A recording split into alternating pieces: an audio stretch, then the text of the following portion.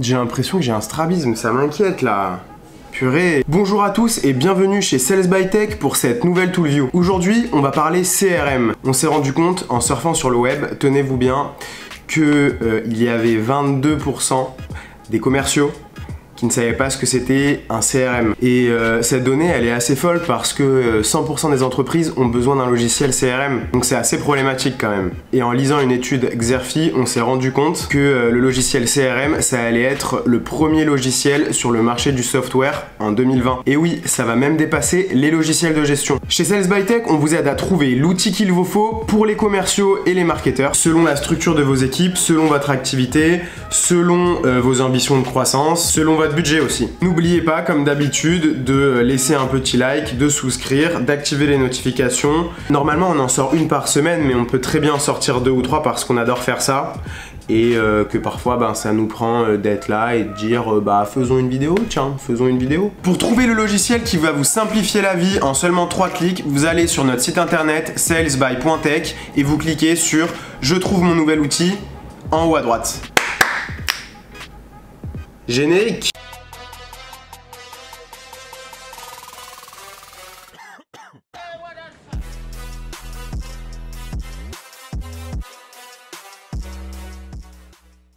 Aujourd'hui, on vous introduit le CRM, le plus connu de la planète, un des plus connus de la planète, HubSpot. CRM, ça veut dire Customer Relationship Management. Dans la review et le tuto de Nicolas, on va présenter le CRM sous plusieurs axes, les fonctionnalités sales, les fonctionnalités marketing, l'aspect collaboratif de la solution, la prise en main de la plateforme, savoir si elle est assez intuitive ou pas, la fonction support qui est quand même assez essentielle, s'il y a un problème sur le CRM, de pouvoir appeler, est-ce qu'on va avoir une personne en anglais, une personne en français, est-ce que c'est réactif, au bout de combien de temps ils répondent, etc., etc. On va également parler de la stratégie de volume, parce que par exemple HubSpot, 1000 contacts dans le CRM, c'est 800 € par mois.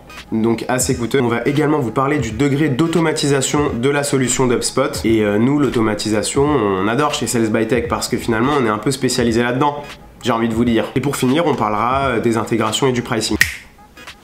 Olé, ça va aujourd'hui? Ça va être un beau chantier, hein.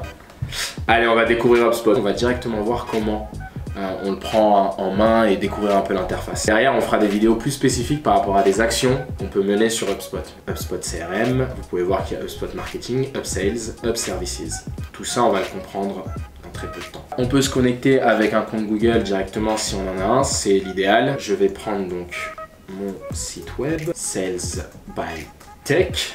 Ça ne change pas, et le nom de l'entreprise, eh bien Sales by Tech. Le fait de connecter votre site web permettra en fait d'avoir un suivi d'HubSpot pour avoir des indicateurs par rapport aux performances de vos sites web. Qui a visité votre site web, combien de temps ils sont restés, quelle page, ajouter des éléments sur votre site web directement via HubSpot. Donc vous pouvez voir que HubSpot nous demande dans quel domaine est-ce que l'on travaille. Ça, c'est pour vraiment vous mettre en avant davantage les fonctionnalités qui vont être pertinentes par rapport à vous. Si vous êtes à la vente, vous allez avoir davantage upsells qui va être poussé, et si vous êtes au marketing, inversement. Mais on va voir qu'en fonction de votre poste, ça va être intéressant de connaître l'ensemble, parce que de toute façon, il faut qu'il y ait une collaboration au sein de vos équipes. Alors, lequel des énoncés suivants décrit le mieux? Liaison directeur des ventes. Comme ça, on va avoir l'aspect des rapports aussi. Et qu'est-ce qui vous ressemble le plus? Je n'ai jamais utilisé de CRM, je suis nouveau sur HubSpot, mais j'ai déjà utilisé un CRM. Disons, je n'ai jamais utilisé un CRM. Donc là, vous aurez accès à de nombreux éléments que vous pourrez configurer. Je vous prie de m'excuser, nous avons un nouveau client. J'arrive tout de suite. Je vous en prie, merci à vous. Et puis, si vous avez d'autres questions, n'hésitez pas. Et à très bientôt. Merci, au revoir. On rentre? On rentre, frère. On rentre. Allez, on rentre, frère. Allez. Reprenons là où on en était. Maintenant, donc j'arrive sur ça.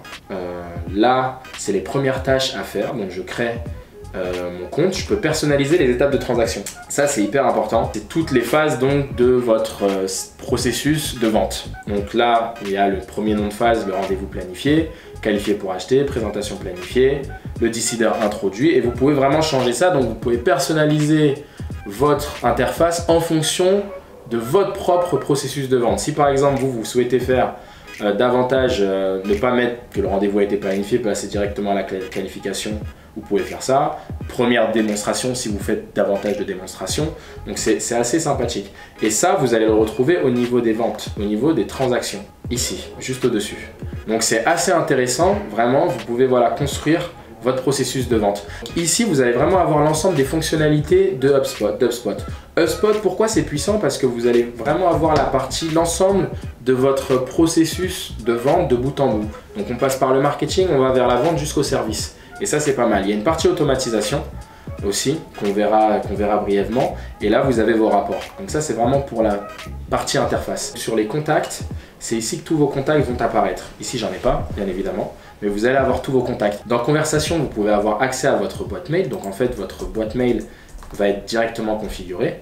Et là, je peux connecter, s'il s'agit d'un compte partagé, le dire, et ce sera le compte de l'équipe comme un compte contact ou hello. Et s'il s'agit d'une adresse personnelle, comme ils disent, ils déconseillent parce que tout le monde, toute votre équipe aura accès à ce mail. Vous pouvez aussi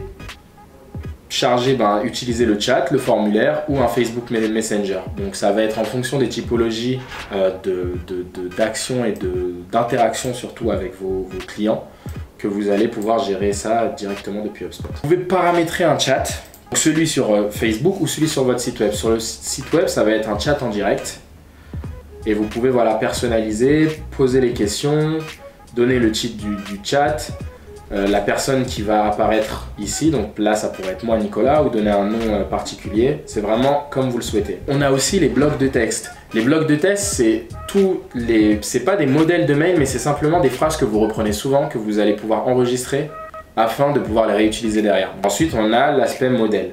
Dans la version gratuite, vous avez droit à 5 modèles.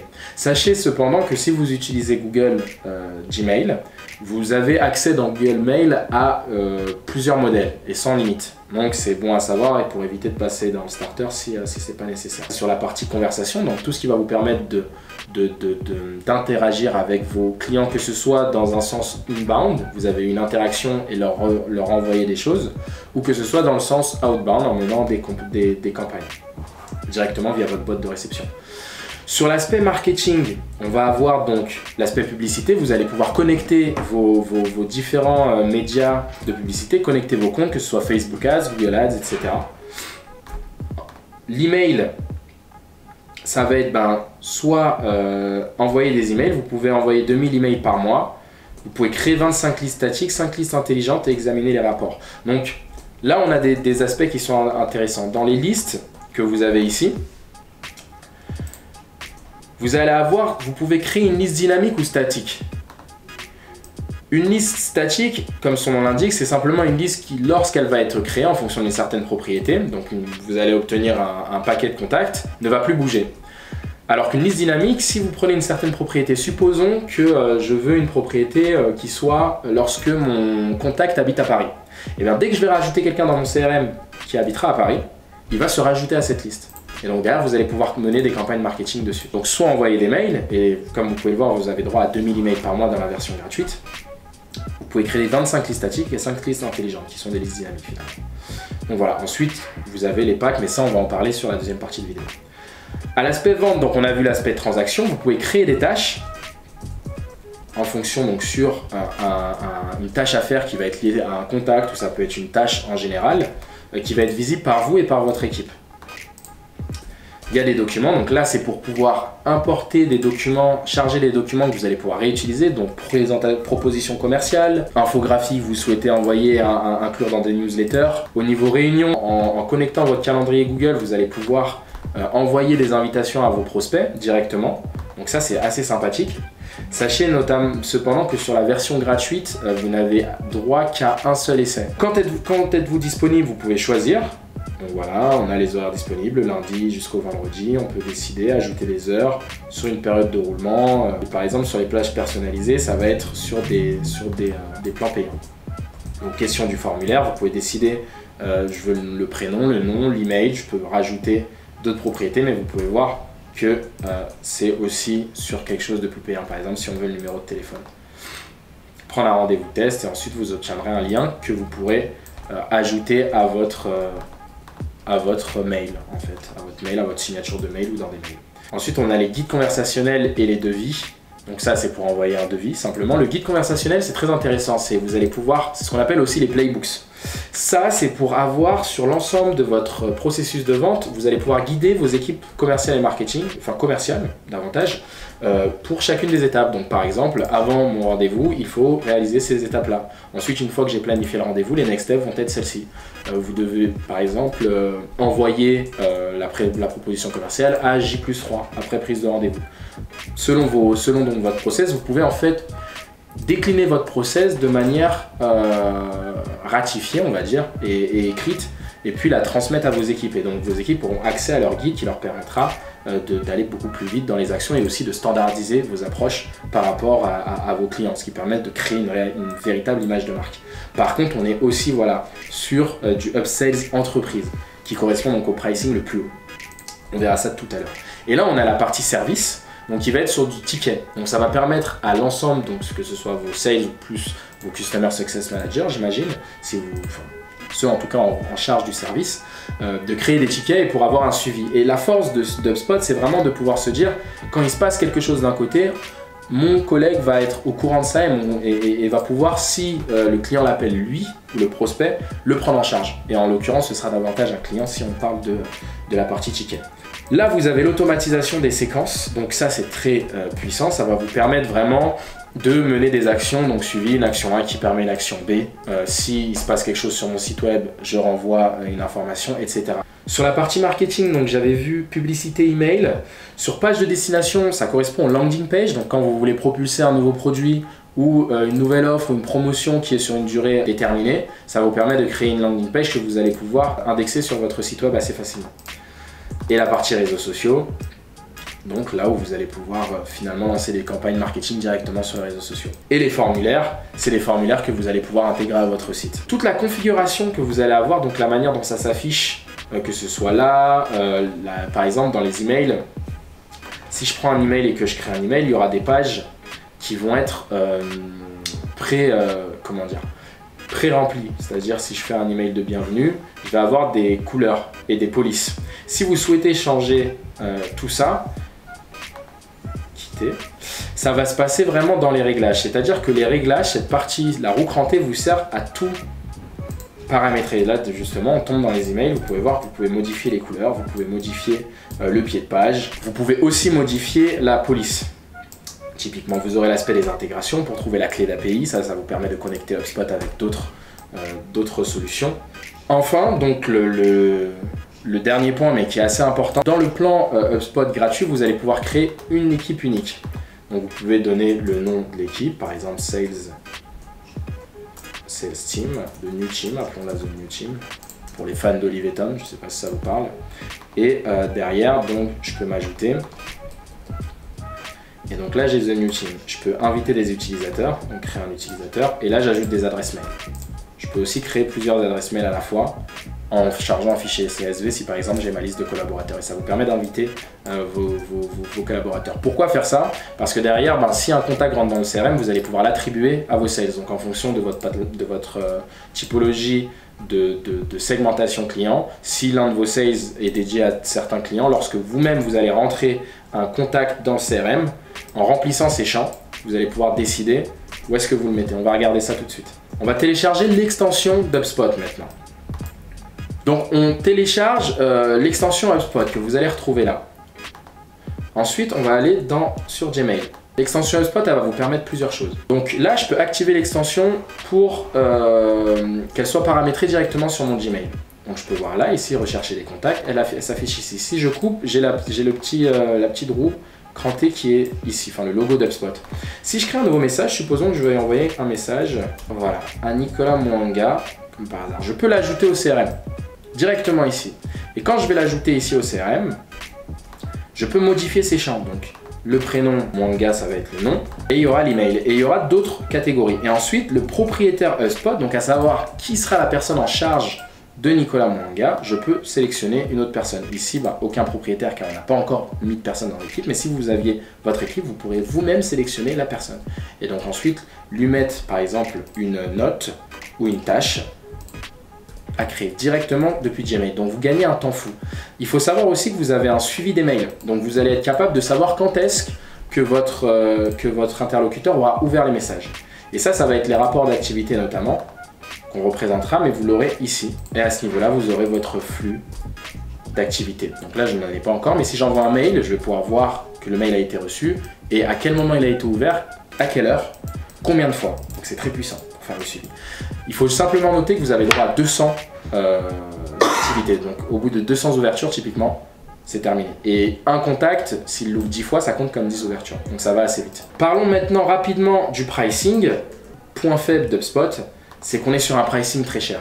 HubSpot, c'est une solution qui est vraiment complète. C'est hyper intéressant parce que ça vous permet d'être sur l'ensemble de votre processus de vente, de marketing jusqu'à service. Je me répète un peu, mais vraiment, je trouve ça très très sympa.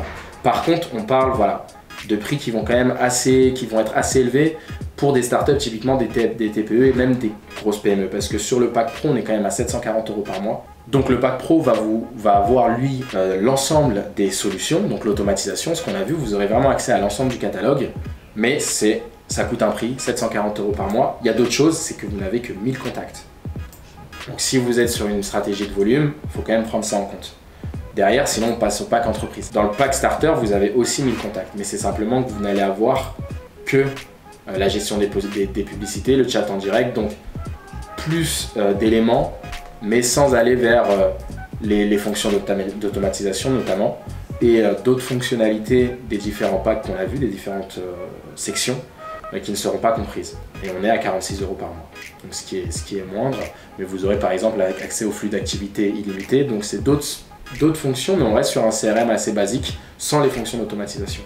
Au niveau des intégrations, c'est hyper bien intégré HubSpot, il y a quasiment toutes les solutions qui fonctionnent avec HubSpot et qui peuvent s'intégrer, donc ça c'est un bon point. Donc derrière, si je devais moi donner une recommandation, c'est foncer pour la version gratuite si vous voulez prendre en main un CRM et que vous avez une équipe à taille réduite pour tester.